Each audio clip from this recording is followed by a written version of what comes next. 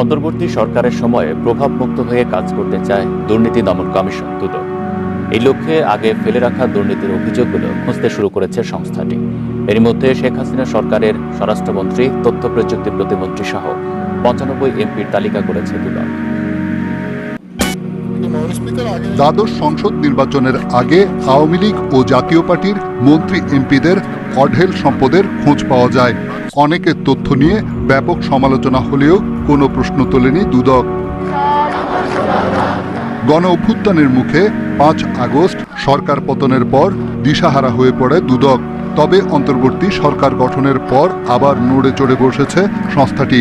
গত 15 বছরের দুর্নীতি অনুসন্ধান করতে চায় তারা। বর্তমান যে প্রেক্ষিত, গত এক সপ্তাহে যা ঘটল, এর সঙ্গে দুদকের কোনো সম্পর্ক নেই। দুদক তার নিয়ম নীতি বিধিবিধান চলছে। এখন যখন খবর বেশি হয়ে যায়, তখন আগের খবরটা কিছুটা দুর্বল হয়ে যায়। খবরটা হচ্ছে না ঠিকই, কিন্তু আমাদের কার্যকলাপ কিচ্ছু বন্ধ নেই।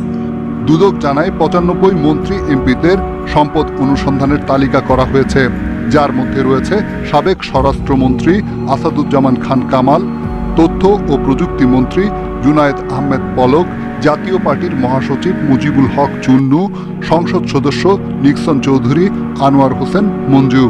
আমরা প্রথমে যে অনুসন্ধানের প্রমাণ হয় তাকে মামলা দিব, তদন্ত প্রমাণ হলে আমরা চার্জশিট দেব। এবং আমাদের কার্যক্রমে কোনো বাধা সৃষ্টি হচ্ছে না এই বর্তমান অবস্থাটা।